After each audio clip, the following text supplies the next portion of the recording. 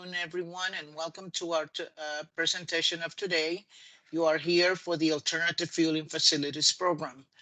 Before I begin with the presentation, just want to let you know that this is going to be a two-part presentation. First, I will be talking about the program in general, and the second part will be to discuss the application form and how you need to fill it out. In addition, there is going to be a session that we're going to allow all the attendees so that they can have an opportunity to ask questions. So if you have any questions as we go through the presentation, please hold off and we will take care of that at the very end. If you're not able to stay for today's webinar presentation, and you can come back always to the website and come back and review it at your very own convenience. This can happen in a few days, so it's not going to be right after this presentation. Just give it us 3 or 4 days. Okay, so let's begin with the presentation. The Alternative Fueling Facilities Program established under the Texas Health and Safety Code, Chapter 393, authorizing TCEQ to provide grants to encourage the construction and reconstruction of alternative fuel facilities in the clean transportation zone, known as CDZ. Available funding, we have $12 million available in grant funding. $6 million for compressed natural gas, CNG, and or liquefied natural gas, LNG, projects divided as follows. $2 million for small business natural gas projects, $4 million for all other natural gas projects, $6 million for all other fuel types divided as follows. $2 million for small business projects, all alternative fuel types, including level 2 and DC fast charging. $4 million for all project types except level 2 unless a small business. Small business qualification. A small business must be actively registered or certified as one or more of the following no later than January 23rd, 2024, 5 p.m. Central Time. A small business corporation under Subchapter S of the Internal Revenue Code, a historically underutilized business, HUB, with the Texas Comptroller statewide HUB program, a small business by the Small Business Administration, SBEA, women-owned small business, WOSB by the U.S. Small Business Administration, HUB zone program by the U.S. Small Business Administration, veteran-owned small business, VOSB, or service disabled veteran-owned small business through the Department of Veteran Affairs, a disadvantaged business enterprise, DBE, by the United States Department of Transportation or entities that are part of the Texas Unified Certification Program, or any other entity certified as a small business enterprise by the state of Texas or Texas local government regional certification agency or the U.S. Small Business Administration. Just to let you know that all of these qualifications, you also will find them in the application form. If you happen to have or meet those qualifications, please attach the documentation to come with the application. Eligible applicants include individuals and legal entities. Business or legal entities must have an active registration with the Texas Secretary of State by no later than January 23rd, 2024, 5 p.m. Must purchase and own the grant-funded equipment during the contract period. Must own the site where the equipment is installed unless the applicant establishes permission from the site owner. May not apply for funding at a project site that has previously been awarded a grant under the Texas VEMP or AFFP unless the project qualifies as a reconstruction project. Once again, another piece of information to keep in mind is that typically when we receive the applications, we will check you out at the Secretary of State's office website. If your entity has dissolved and is not active, it's, has different codifications and you're not able to produce the documentation that we require, your application pretty much will be considered not eligible. So make sure that you have an active status with the Secretary of State's office. Eligible projects include the construction or reconstruction of an alternative fueling facility. Reconstruction is the expansion of a site to provide a new and different alternative fuel.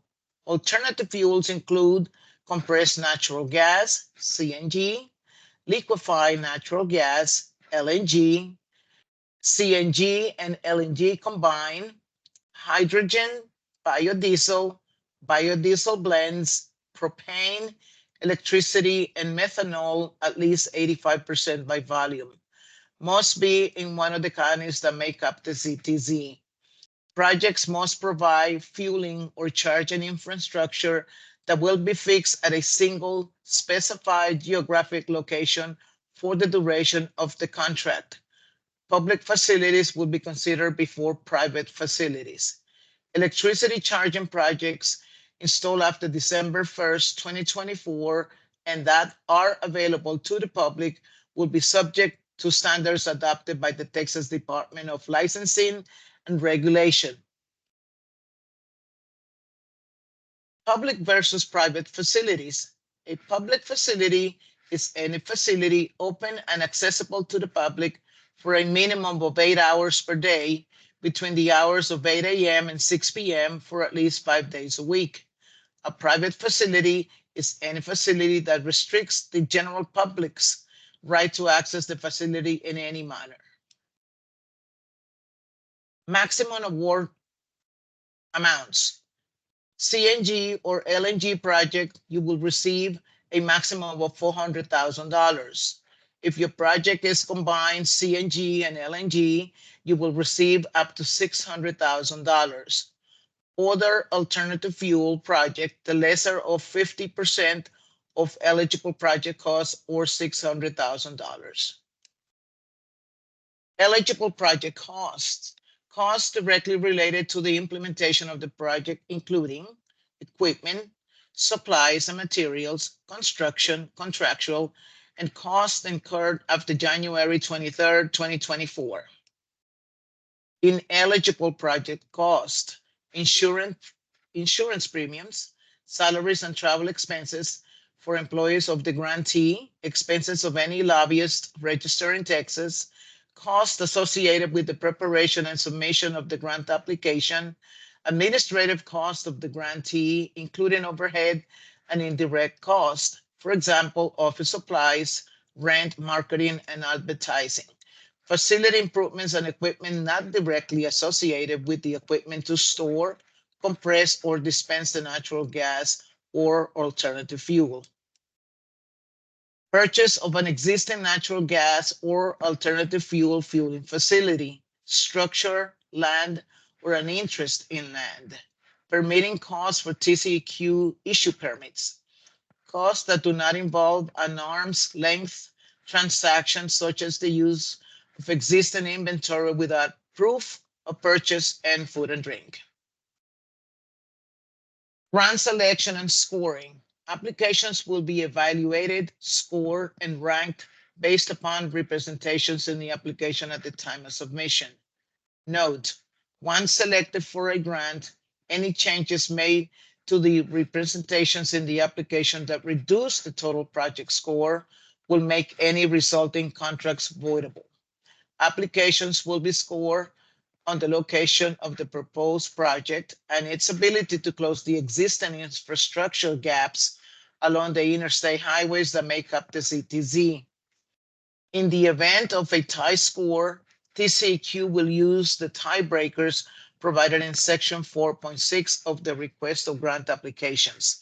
TCEQ may conduct site visits at any point of the application review process or after award of the grant. At this point, I also want to let you know that I think it will be advantageous for you to download the RFGA, the request for grant applications. This is the guidelines document as you are filling out the application. And if you are not familiar with some of the terminology in this presentation. You're welcome to review the RFGA with details. Anything that you don't understand, you can email me about that. Application submission. Applicants must complete and submit a complete grant application to the TCEQ by 5 p.m. Central Time on March 22nd, 2024. Submission of a grant application that is not complete will disqualify the applicant.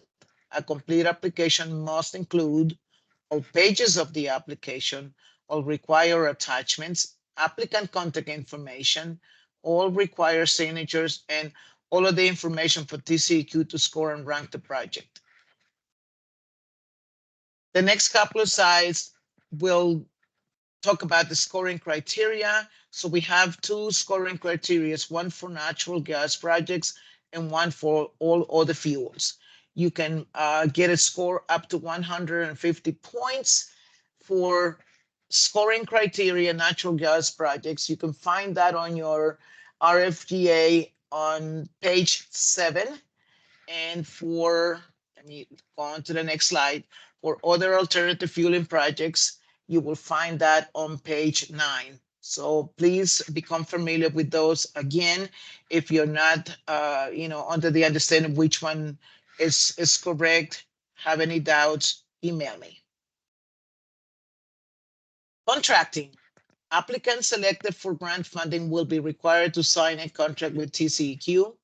A draft contract shell and scope of work is available for review and download at www.terpgrants.org.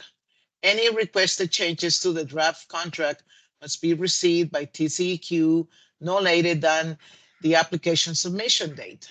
The contract will not be the final commitment required by TCEQ to provide the grant award. TCEQ will provide the grantee with a notice to proceed with grant activities once all required documentation is received by TCEQ.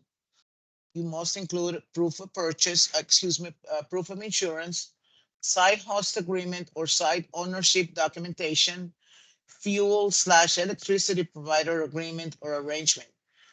For the last point in here, fuel electricity provider agreement is simply a letter with a letterhead coming from your provider, giving you a commitment that your site will have electricity at the time the project is completed.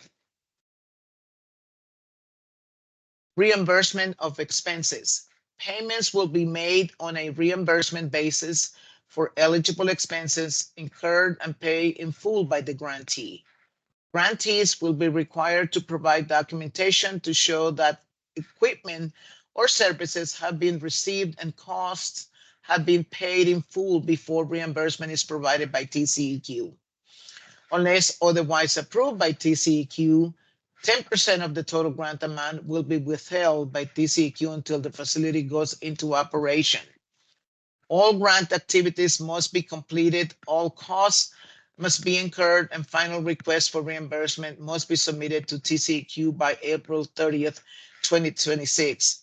I also want to emphasize that if your project is completed within a year from when we started with this, from the opening of the grant round, you do not need to wait until April 30th, 2026 to submit the request of expenses. As soon as you are through with the project and you can, demonstrate with photos that your project is complete, you can participate in sending the reimbursement of expenses at that time. We will send you a form so that you can submit your reimbursement of expenses. Implementation period is the period during which equipment is purchased and placed into service. Grantee must provide progress reports biannually. The implementation period ends upon TCEQ issuing the final payment of grant funds. The operation period begins immediately after the implementation period. This consists of a 3-year period during which the grantee must ensure the operation of the grant-funded facility and the operation of the grant-funded equipment. The grantee must provide annual operating reports. Grantees will report on the amount of natural gas and or other alternative fueling dispensed. Our contact information is hereby provided so that you can communicate with us prior to submission the application. Thank you very much for attending our webinar this afternoon. At this point, I will turn it over to Jackie Warren so that she can talk to you in details about the application forms. Thank you very much for staying tuned with this presentation.